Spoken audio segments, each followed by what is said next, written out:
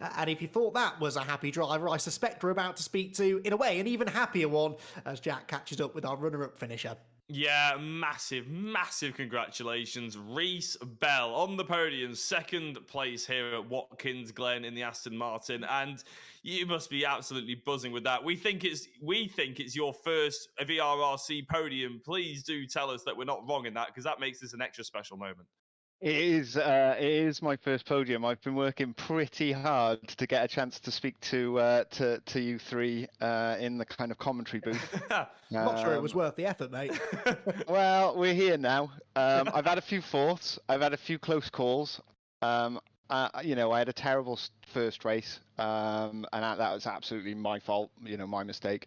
But honestly, I just want to dedicate, my second place to Stu, my teammate.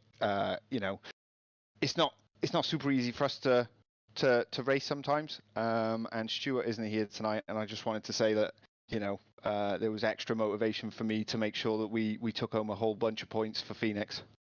I was going to say Phoenix Sim Racing. I believe Lewis had a chat with you in one of the first rounds since you made Phoenix Sim with Stuart, of course. But what does it mean to you to get the first podium with this team specifically? Obviously, you've already given it a tribute to Stuart and everything like that. But you guys have worked extra hard to be here and everything. And what's it like flying the flag and making this moment with them?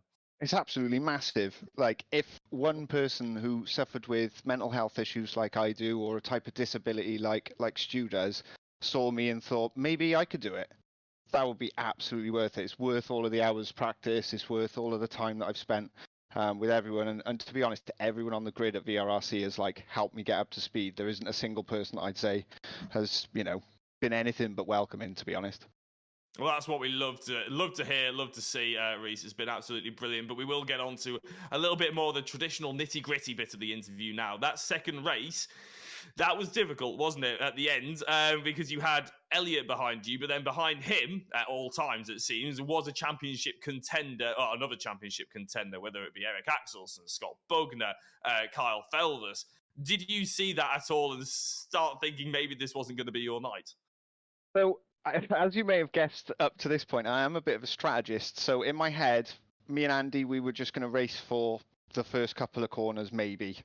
But I knew that all of those people will come in. And if me and Andy start battling, which I love, battling with Andy along the way, we managed to find each other on track a lot. But I knew that those faster people will come in. So I knew that I just had to keep doing the lap times that I was doing. And then it would just make it more and more difficult for them to catch up. And thankfully, Elliott is nigh on impossible to get past if he gets in front of you. So that really helped me kind of as my kind of rear gunner, I was going to say, he is very difficult to get past, and we'll be hearing his perspective from the race in a couple of minutes' time with Mr. McEwen. But Rhys, I mean, last sort of question about the race and I suppose of the interview as well. The end of the race, me and Andy were talking about how hard it is to absorb the pressure, and all of a sudden you start forgetting everything that you know about how to drive a car because you're so excited that you might get on the podium, sort of thing. You got quicker. You were within 1/10 of a second of your fastest lap on the penultimate lap of the race there. I mean, what's the secret? Because that is gold dust type mentality. I think I'm just really lucky. Me and Elliott get a lot of chance to practice together, so we kind of really give it to each other in practice. So when it comes to the race and I've got Elliott and a bunch of really fast people behind me, it doesn't feel as different to just a normal practice time where me and Elliott have sort of gone at each other for a few hours. I was going to say, I think you're doing yourself a disservice there saying it was lucky, because that was pure skill, Rhys. Big congratulations on the second place. And we've decided that although you and Andy, it was a toss-up between you and Andy, Rhys, you are the driver of the round for this evening for absorbing all that pressure and just the momentous occasion it is for you. So congratulations. Oh, thank you so much. Yeah, all for Phoenix. Thank you very much. Thank you. Oh, that's brilliant stuff. As we said, a real feel-good pair of stories there.